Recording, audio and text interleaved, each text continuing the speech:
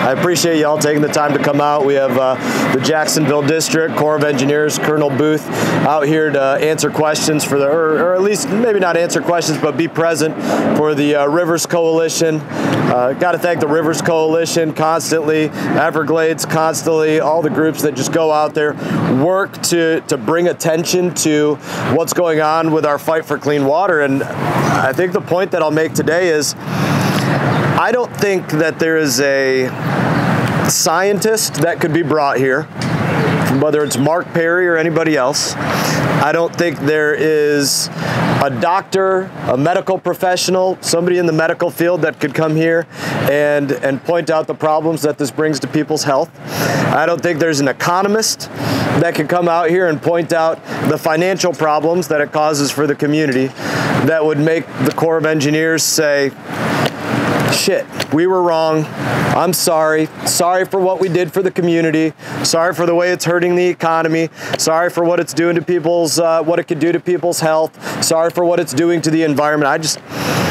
I don't think that there's one data point that can be given to them that will make them say, we were wrong, we're going to stop. There might be periods in which they stop for a week or stop for 2 weeks, and then they're going to, start it back up again. But there's, in the end, they're just basically to the point that they're going to do what they want to do regardless of the consequences. They're going to do something for the benefit of other communities, regardless of the detriment to this community.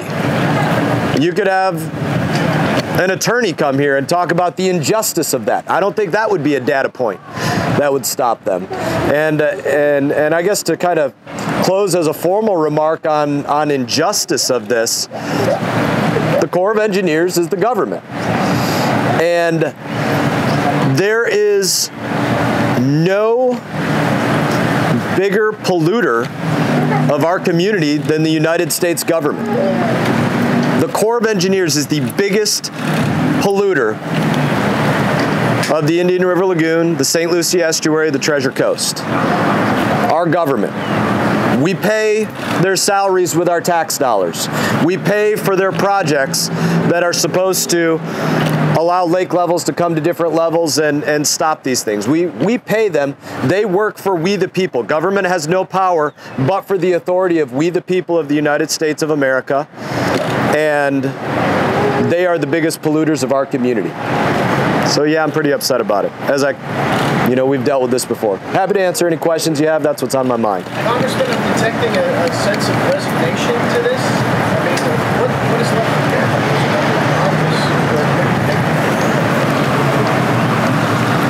get? Congress, like the Corps of Engineers, answers to we the people.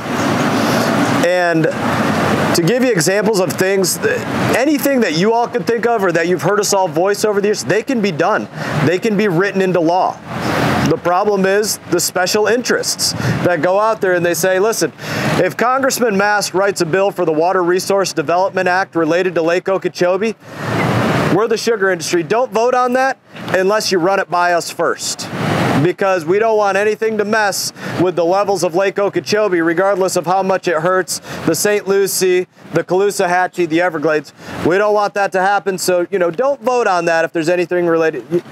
We could change the laws. We could change the laws so that the Corps of Engineers is not exempted from permitting and environmental standards relating to permitting like everybody else. Those laws could be changed, but they will come to Congress and they will fight tooth and nail to make sure that they are not that they are extracted from permitting requirements in a way that no private citizen would be. You can't have rules for thee but not for me. And you do it for a certain length of time and you do resign yourself to what you've seen. You continue the fight, but I think to fight effectively, you can't ignore what is placed in front of you on a daily basis. If you do, you're not on the right battlefield. So what effect are the releases having on cities? There's a picture right here. We know that, when we talk about toxic algal blooms, microcystin, the EPA standard of don't come in contact with it, human beings over 8 parts per billion, and we've seen historical levels of 100x that, 800 plus parts per billion microcystin. We know that whether they are releasing literally that or not releasing that, they are releasing the conditions that make that. These are freshwater algal blooms. They don't grow in saltwater estuaries. They grow in freshwater. So when they dump so much fresh water that they turn the saltwater estuary fresh, not just ugly and brown as opposed to Bahama blue and beautiful, which goes to values and what people, buy into as a community, you create the situation of what will become toxic because of what you have turned this estuary into, a freshwater estuary instead of a salt and brackish estuary. You create the wildfire essentially under the water for the seagrass, destroying the forage for the various eco levels, the ecosystem of fish. You destroy the ecosystem for seagrass, for dolphin, for sea turtles, for take your pick, sawfish, of whatever might be out there. You destroy that ecosystem for them. But again, yeah, I think you used the right point, resigned to it. I could have Mark Perry out here giving every one of these points, and they could probably agree on that, but they're still going to say, sorry, we're not going to stop it. We're just going to keep doing it. They might not even say sorry. Maybe they will, maybe they won't. Representative, what do you think is going to happen now as we're looking at the latest announcement? I think you're going to see the conversation of this has been a wet year, it's an El Nino year, there's potential for more rain. We'll see what this does with hurricane season. But this goes back to the fight that we've been having since I came into Congress, which was Corps of Engineers. Every year you tell us, prior to the dike repairs, you tell us, listen, we're sorry it's hurricane season, there's more rain, and the lake's at a level that it could mean the lives of people around the lake. So we gotta use you guys as a toilet and dump the water on you. Dump the dirty lake, which it is dirty. Make no mistake, Lake Okeechobee is dirty. And we gotta dump that dirty water on you.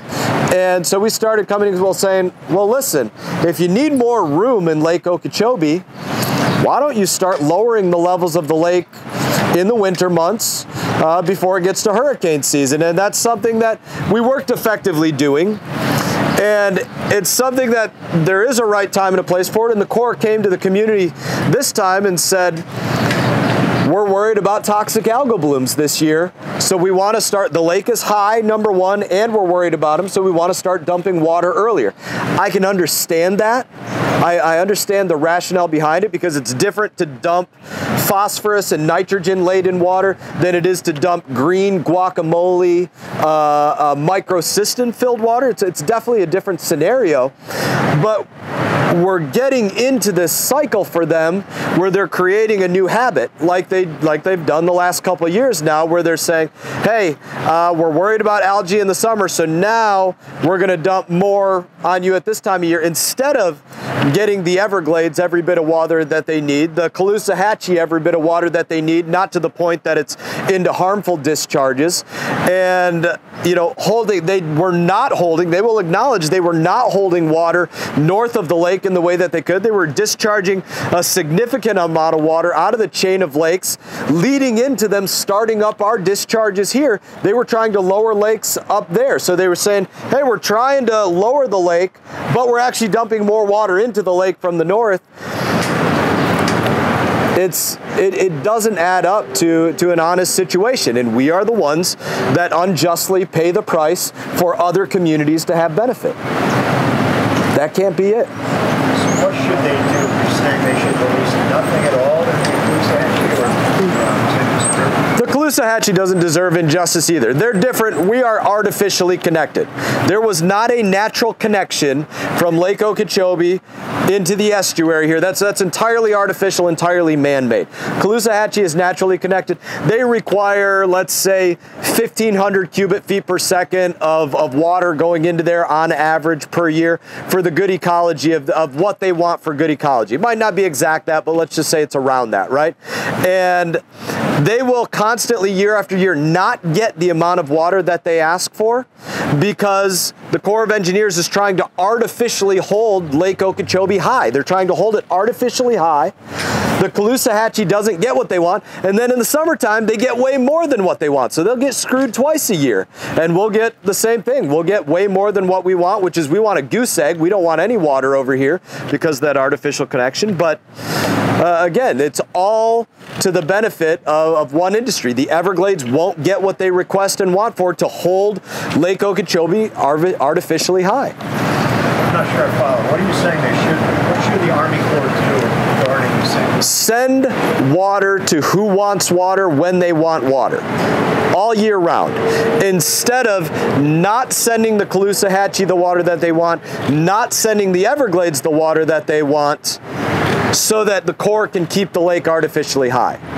That's what they have been doing historically, year over year over year. Kalahatchee, using this as an example, Kalahatchee saying, we want 1,200 cubic feet per second of water. Corps of Engineers saying, sorry, we're only going to send you for the next 6 months 500 cubic feet per second of water. Well, why aren't you sending them what they're wanting, requesting for good ecology? Because they're holding the lake artificially high. When the lake is held artificially high and we get into summertime rains and the lake is now too high, who pays the price? We pay the price because they wanted to keep it artificially high for the sugar industry. That's what I was going to ask. What's the rationale for keeping it artificially? To hold the lake artificially high for the sugar industry. That is the rationale.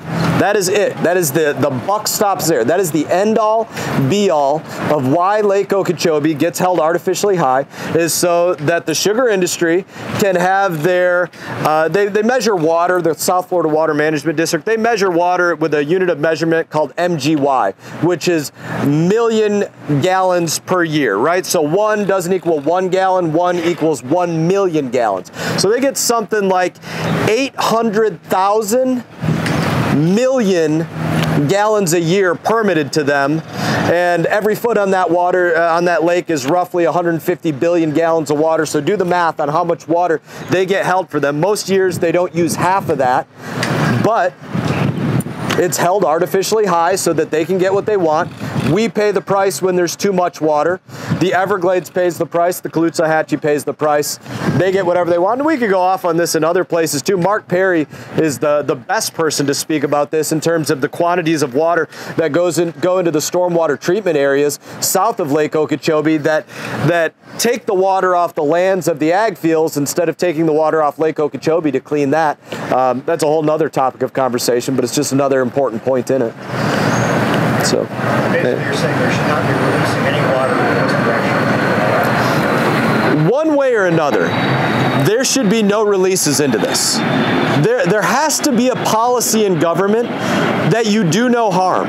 So what they're doing with Lake Okeechobee does not benefit this community at all, but they're using us to be a buffer so that they can benefit entirely separate communities. And those other separate communities will say, you're being a bad neighbor over there because what if something happens over here? Well, listen, I always tell folks, if my neighbor lets garbage pile up in their kitchen, it doesn't matter how much they let pile up. They don't get to walk to my fence line and start dropping the bags of garbage over my fence line just because they let it pile up.